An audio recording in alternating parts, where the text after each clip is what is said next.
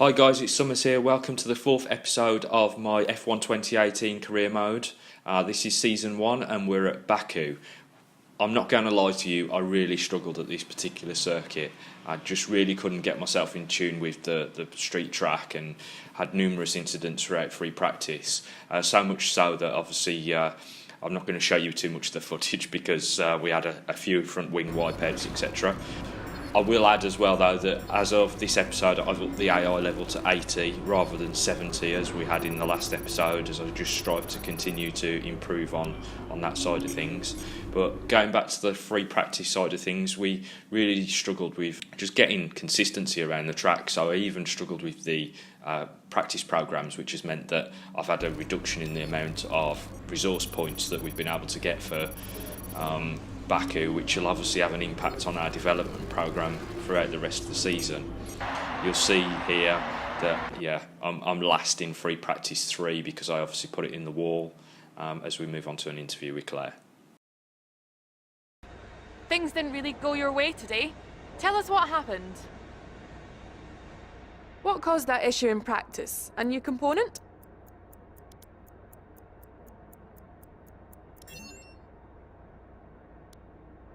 You put in a lot of time on the track today.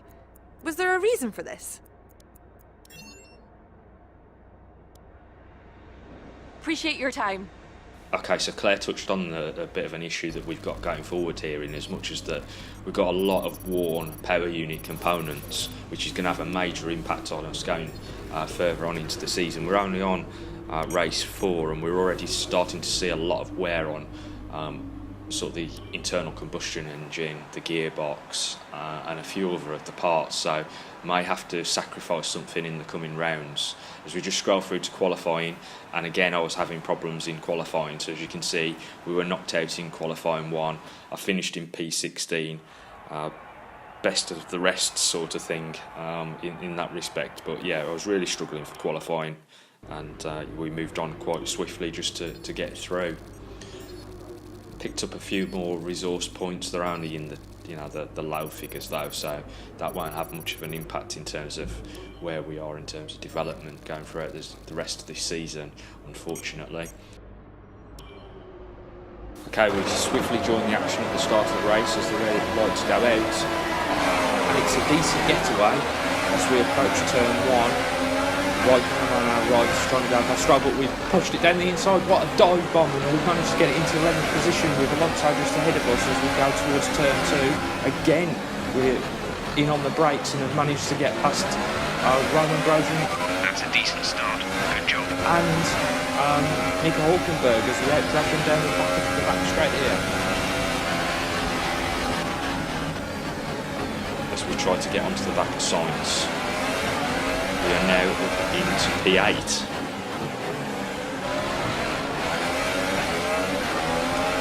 This opening phase of the Grand Prix, I do feel like I'm a bit quicker than some of the other people around me, which is a bit strange, considering where we are in terms of the car on paper.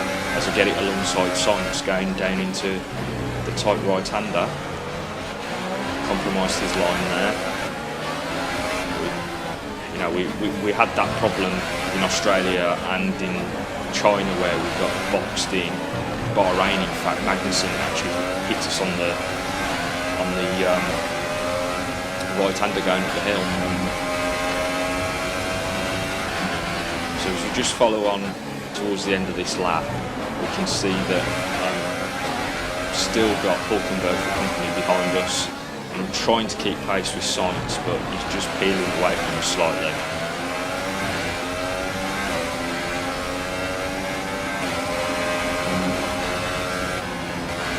That's a back out there.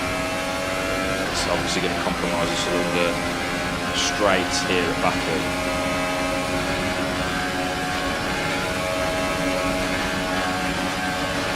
Nico Hulkenberg's having a look down the left.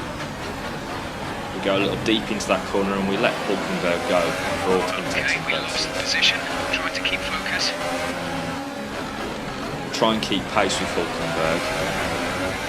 In fact, I've got a bit of a run on him, better traction out of that corner. Putting it down the outside. Have to be last of the late breakers here. and we get the job done defending from Hulkenberg.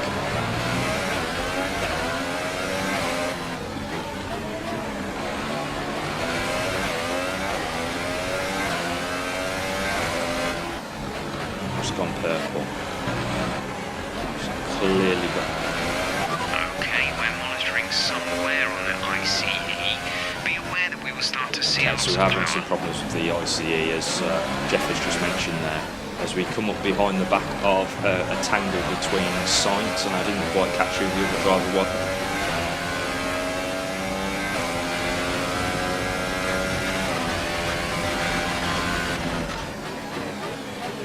Okay, so it's Magnussen and Sainz who are having a bit of a battle here. Hopefully we can pull ourselves along and get ourselves into that fight as well.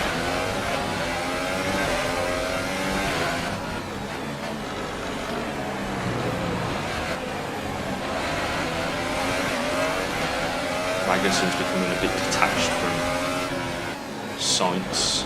Hopefully we can keep up the pace and try and put some pressure on these pairs.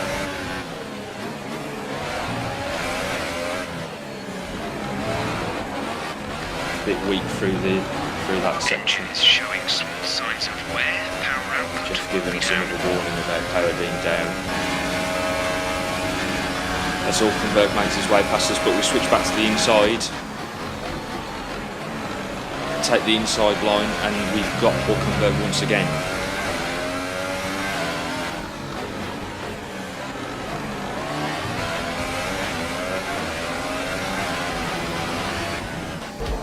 I've lost power. That's it. Yeah, it's game over. Go to P1 and then P0, please, Nicky. You've got fire at the back of the car. Gap to car in front is 1.9 So it looks like we're losing Nico Hulkenberg from the race with an engine failure, and yeah, Some information on Hulkenberg. They're retiring confirmation from the there race. that we've lost Hulkenberg from the race. As we join here with Raikkonen coming past us on the main straight. DRS assisted.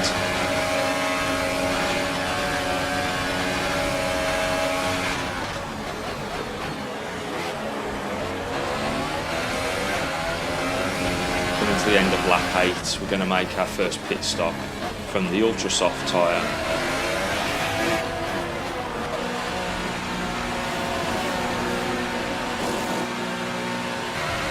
Onto a waiting set of super softs for our middle stints. Go, go, go.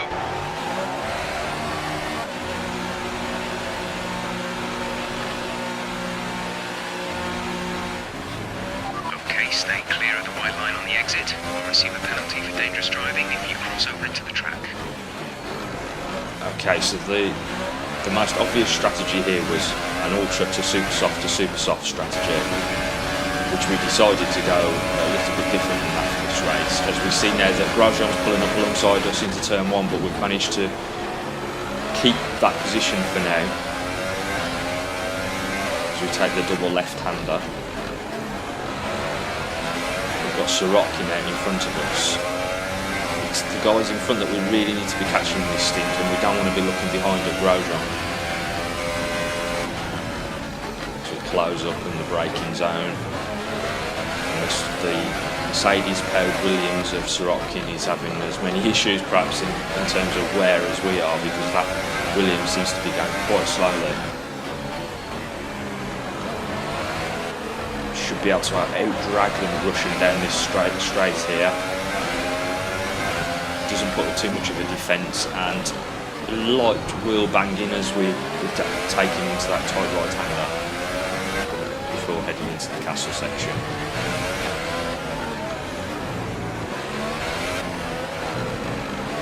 As we can see now, there's a few of the other drivers that are pitting for their second stop. That's obviously going to get us track position. As we join on board on lap 17, we can see our teammate Esteban Ocon is overtaking us down the main straight. As we try then to hold up Max Verstappen, who's just in behind him. I've let Ocon go because we're on a totally different strategy. He's trying a one-stopper, and I don't want to hold him up. Unfortunately, as I get out over that curb, I just run a bit wide and it allows Verstappen through. It's unfortunate because we wanted to hold the the Dutchman to try to give Ocon a bit of breathing space.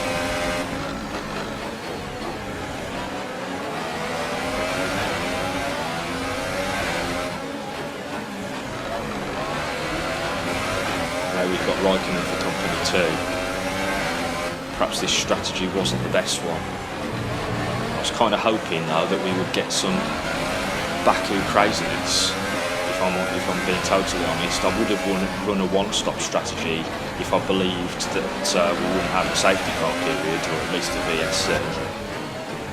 Give us a bit of an opportunity to make some space upon the track is what I was thinking by going with a two-stopper. I was trying to be aggressive, basically. It appears that the one-stopper might have been a better solution for us at least.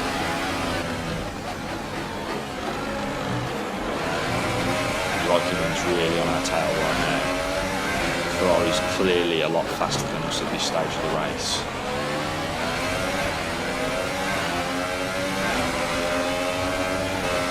Green flag, green flag. Okay, so We're racing we appear again. to have lost Raikkonen. I don't know what's happened there, but the yellow... The Red Bull hit me on the rim. Recheck. We're going to box this lap. Push Okay, hard so- on the in-lap. The gap to the car behind is 2.1 So I think we've got some contact there with Raikkonen, and I think he was fighting Alonso at the time. So Raikkonen's out of the race, and we're coming in at the end of lap 19 to take another pit stop and move on to our last set of tyres for the race. As you can see, that's kind of given us a lot to do in this last stint, but I'm expecting to be a lot quicker, considering that we'll be on the softest tyre. Complete, go now. We're going to come out in 16th position by the looks of it. Pit strategy complete. See these tyres through to the end Gasly now. for company just behind. Don't really want to get drawn into too much of a battle with him. So as you join us on lap 22, we're just starting to catch up to the back of the train. We've got Ericsson at the back of that train, and we're hoping to pick up a few places before the end of the race. I'm not sure I can get 100 points here from this kind of distance, but it's been a relatively decent race up until this point, so I'm just going to try to see what we can make unfold in the last few laps.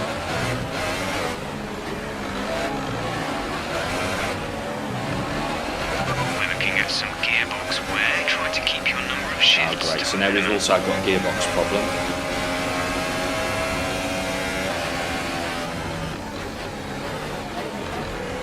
I have to get off after these guys. Kind of catching the right point of the track though. Hopefully we should be able to pick them up before we get out onto the DRS zone. I'm right stalking Ericsson here. I've got a feeling we're going to have him before we even get to the DRS. There's the DRS line. We're a little bit late opening that, but we've got past Ericsson, and Hartley looks on as well. We've dived down under braking. And as we join on lap 23, we've caught up to the back of Lance Stroll. Can we do what we did to his teammate?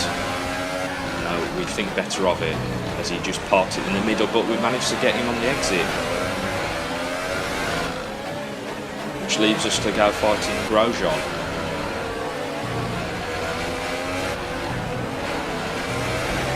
We join on board again as we come towards the end of lap 23. There's 4 laps of fuel remaining. Slight lock up there from Grosjean going into that left-hander. See if we can get a good run through this here. DRS onto overtake. DRS should make the difference as well. Closing speed massive here down the back straight.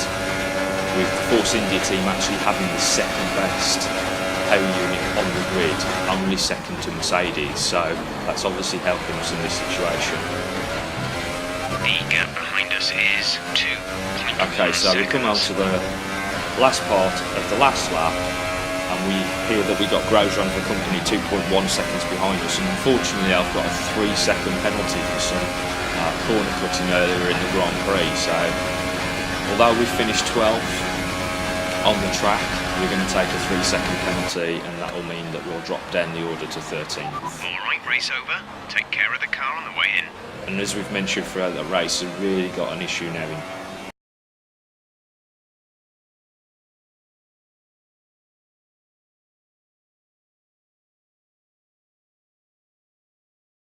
You seem to enjoy that. You made it look easy. You gained a lot of positions during the race, didn't you?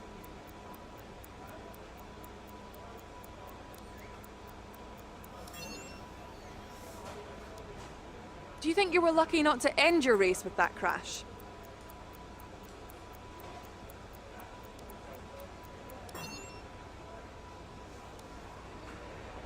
Great. Well, that's everything. So let's just have a look at the teammate battle here. So we're leading the rivalry, going out of Baku, and have a look at some of the resource points that we've picked up for that race. Luckily we've managed to pick up an extra 400 for completing the team bonus, which was finished 13th or better. Luckily we were 13th. And our reputation's gone up slightly with that result, which is good news. So as we come out at the end of this episode, we're now having to do our first contract negotiation, and let's have a look at what we can actually get from the team. It's time for us to renegotiate your contract. Here you can see the current deal. Once negotiations begin, the team will make you an offer. You can accept if you like, but I strongly suggest we push for better terms. Okay, so I'm just having a change around here of the expected race and qualifying results, setting the team goal to medium so we get some better perks, and really I want to try to get some of the updates more speedily so that we can get them on the car quicker. So I'm going for race bonus, upgrade speed. They didn't like those terms. Let's try again. And a simultaneous update schedule as well, but unfortunately that negotiation failed, so we're going to try again, and we're just going to change a few things around. So instead of going for level 2 on the upgrade speed, we've changed it to level 1, and we're going to change the expected race position down a few notches in order that it gives the team a bit more of a idea of where we want to finish. Our proposal has been accepted. The new contract will take effect from the next race weekend. So that's good news. We've got 3 contract perks there, a race bonus 25%, and yeah, that should really Remember help to select us. a driver that you consider your rival from the rivalry screen on the workstation. Performing well against your rival can earn you respect and better terms when it comes to our contract reviews. Here you can see a list of eligible drivers to declare as your rival. The more challenging they are to beat, the more the paddock will respect you for succeeding. Just be aware, you'll lose the same amount of respect if you come off second best. So it may be wise not to be overly ambitious. Okay, so basically I'd forgotten to select a rival, and I decided to go for Alonso there just to prove my worth to the rest of the paddock. As we switch on over here to the upgrade tree, R&D upgrade tree, we're just having a look at what we can actually develop. Now, I've staved off the development of any aerodynamic side of things because obviously we wanted to try to keep things in line with what Force India were actually doing in the real world. And I'm going to miss the projection of what we needed for the front wing, because they actually bought that in for Monaco. But we're going to miss out on that because, as we can see, those are major updates that are in that stack list. So that means that they would actually come into effect in Canada if we had gone ahead with them right now.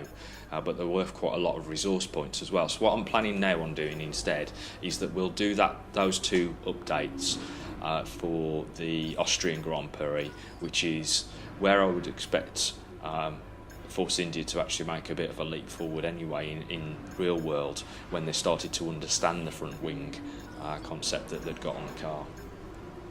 And as we here just look at the durability tree, as we know, I've had a bit of an issue with durability so far. We may have to have a look at improving that again shortly. Either that, or we're going to have to start taking penalties in terms of taking additional power unit components.